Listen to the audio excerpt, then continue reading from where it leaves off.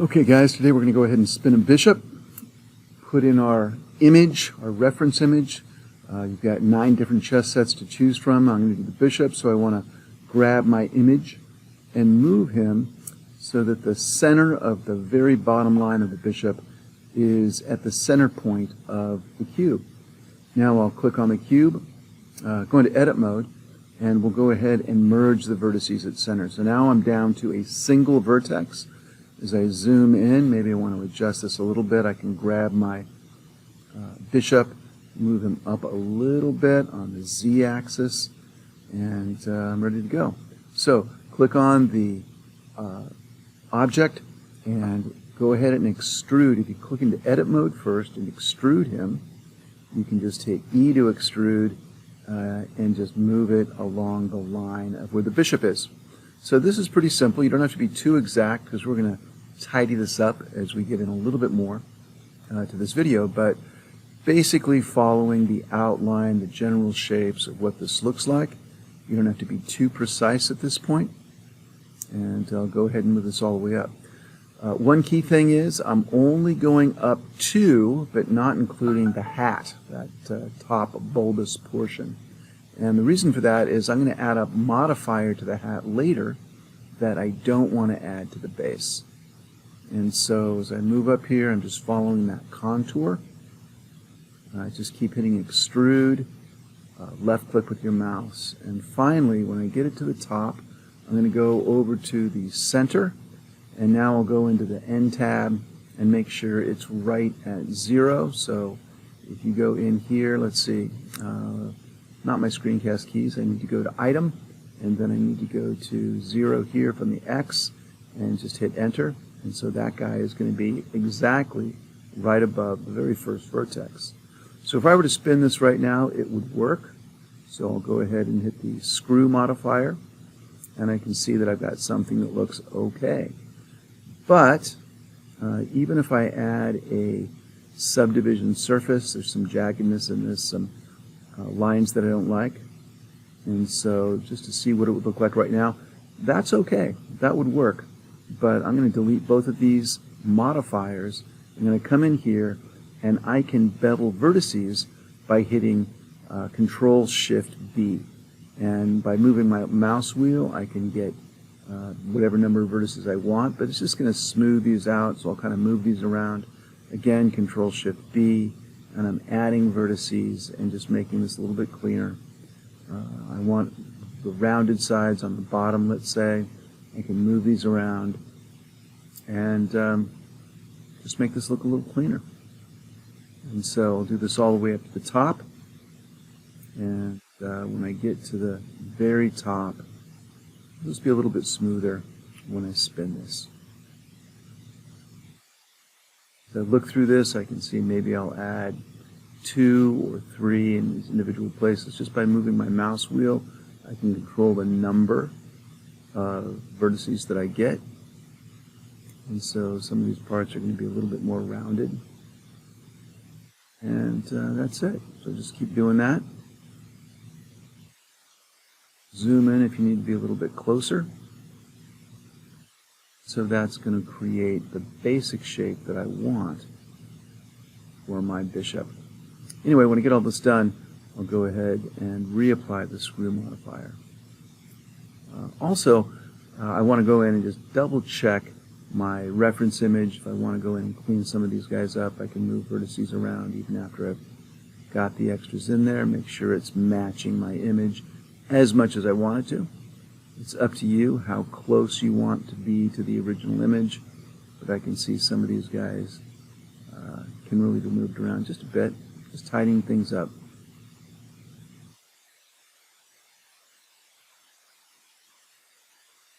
Okay, so that is going to these guys.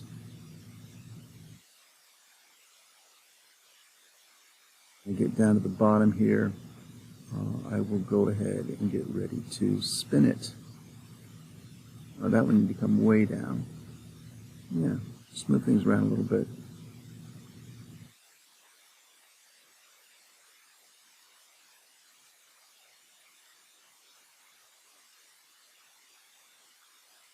Okay. So to me that looks pretty good. Maybe I want to add another vertex here. So Control-Shift-E again. I'll move this guy down a bit. Okay, so now it looks like it's ready to go. I'll go ahead and accept that. And so I go back into the wrench, the modifiers tab, go into screw. Okay, make sure you hit the merge button, and that merge button is going to delete any guys that are right next to each other. It'll tell you in the bottom how many have been deleted. And at this point, I want to see where the normals are. I'll explain normals later, but right now, red means normals are facing in, blue means normals are facing out, and so that doesn't look good. But a very easy way to solve that is to come down into the screw modifier, recalculate, and so now they're all pointing in the same direction. They're pointing out. If you flip them, they can point in or out. We want them to point out. And in any case, let's see what this looks like. If I go into metcaps, choose something, that to me is looking pretty good. Okay, so I left the base of the bishop separate from the hat. And so if I take this guy into object mode and apply, that guy's good to go. And now I'm going to subdivide the surface, bump it up a couple cuts, and I can see what this looks like. I think it looks pretty good. If I want to, I can add some loop cuts in here, kind of tidy up a little bit more.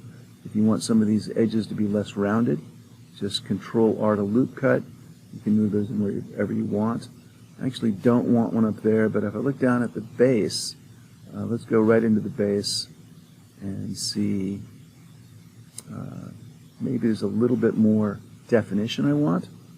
And right down here at the very bottom, it looks like that guy's curving in a little bit too much, so I'm going to Alt-select, scale this guy out a bit, and then I'll add one loop cut on the bottom, and that will finish the base of the bishop.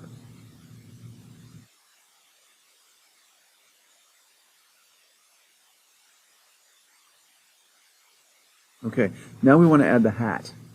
And so the hat is going to go right on the top. It might be a good idea if I simply Alt-select that ring and then Shift-S to move the cursor up there. So when I add my, I'm going to extrude this from the circle. So when I add my circle, I want to add the right number of vertices so I can see that my top ring had, I think, 12 vertices, so I'll go ahead and put in 12 here.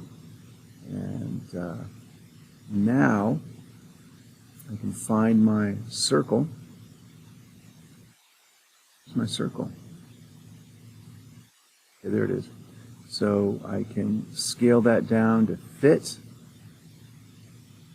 Good. And now I'll hit 2 to look straight down, and I'm ready to go ahead and extrude this guy. So just again, E to extrude, and then scale. E and then Z to extrude on the Z axis, and then scale it out. And I'll just keep doing this until I have the basic shape of the bishop hat. Just a couple more. And we're going to worry about the indentation after I get this. There's a lot of ways we can deal with the indentation, but I'm going to deal with it by using the Boolean modifier, and that has some problems, but we're going to make it work. Now, at this point, I want that little bulb. I could kind of keep extruding, but instead, I'm going to add an icososphere. I want all of my faces, ultimately, to be quadrilaterals. And if I add my icososphere, I'm going to notice the first thing is, let's go to Add, Mesh, Icososphere. The first thing I notice is that these are all triangles. And I don't want that. And so I'm going to make a quick change. If I go over to my Modifier tab and do a Subsurf, if I just do one level of Subsurf, I do add a lot of vertices, but if I apply that, now I have all quadrilaterals. And so I think I like that. I want to find the top vertex on this. It might be a little bit hard to do, but let's go back into, let's see, if I go into getting rid of that transparency, go into vertex mode. I don't know if that's the center one or not. I want the center, so let's do this. Let's click on the face and go right down, and now it looks like it's a little bit easier to see. Looks like the top vertex is that guy. So I'm going to pull him up, but before I do, I'll hit that blue circle so I have proportional editing. I'm going to go ahead and, by using the mouse wheel, I'll decrease the size of the influence. That circle represents the influence.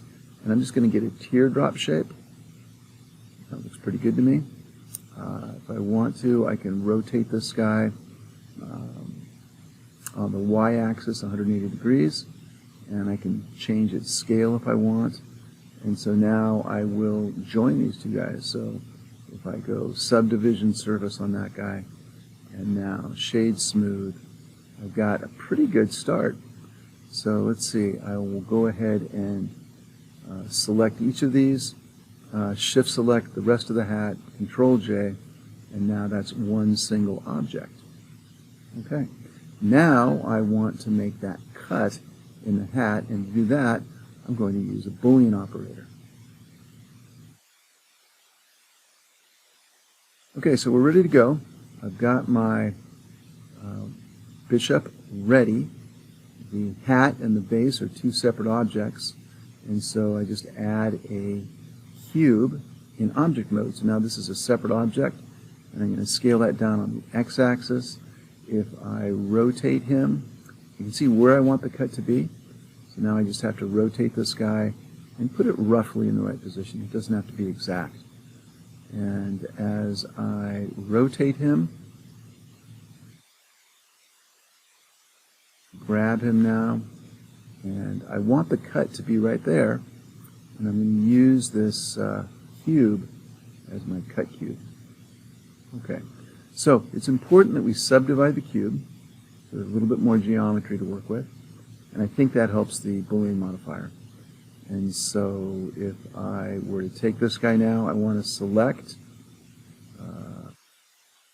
I want to select the hat and then add my Boolean modifier. And then the object that I'm going to use as my cut is that cube. Click on Fast, use the eyedropper, select the cube, and so now if I simply apply that, we're good to go. Now I can delete that, and I see my cut. Now it doesn't look great at this point, and so the reason we've kept this guy separate, if I look, it's all kind of got some jaggedness in there. I'm going to add my final modifier to this. It's called edge split. That looks pretty strange. Has that line in the base I don't like. I can get rid of it though if I add a Subsurf modifier, and then apply the Subsurf modifier first, and it goes away. Finally, if I apply that, it looks like that edge comes back, but I think what I'll do is I'll just apply the Subsurf. So now I got a lot of vertices in there, but it's nice looking, and I haven't ruined the base of my bishop. At this point, I can either join the base and the hat, or I can parent. But I'll try Control J. It doesn't look too bad, so let's go ahead and leave it. Sometimes the edge split will mess up the parent, or if I just use joining, and so then I can parent instead. But that's looking pretty good to me. So I'm going to go ahead and take that. I think that might be too big. If you hit Control L, you can select linked, and so just that part, since it was originally a separate object, it'll just select that, and I can shrink it down, scale it down rather, and I think that, for me, looks a little bit better. So that's my bishop, and I'm just about ready to go in. These are still two separate objects. I'm ready to go in and apply my materials.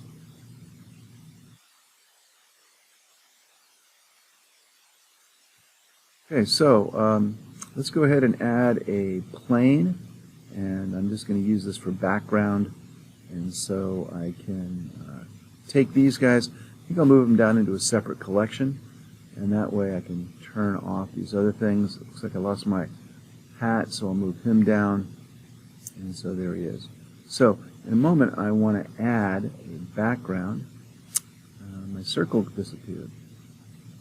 So we'll call this guy bishop. Let's go inside the bishop and see if my circle is in there. There he is. Yeah, there it is. Okay, so there's my circle, and basically it's the cube was the base and the circle is the hat. So I'll say hat. Okay, that looks pretty good. Okay, add a plane. So to do that, I go over in object mode. I'm going to want it to be a separate object, so I'll just go ahead and scale this guy up. If I hit S and then 22, it's a little bit bigger. I want to go ahead and, let's see, I think I want to do this on the y-axis. So let's grab two vertices, extrude on the Z, and then I grab two more vertices, Control B to bevel, and then I use the left mouse wheel to subdivide that. I've got a nice curve, smooth curve, and I shade that smooth, and I'm ready to go. Now, if I look at this guy, I want to find my bishop, and he's right there. So let's go ahead and, oh, it looks like I'm backwards.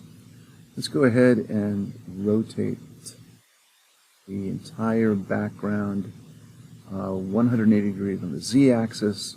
So R, 180, Z, and now I'm ready to move him up. Let's go ahead and find my camera. I'll get the camera angle I want. And I think that's it for the narration. The rest of the stuff you guys have seen before, and so that is good to go.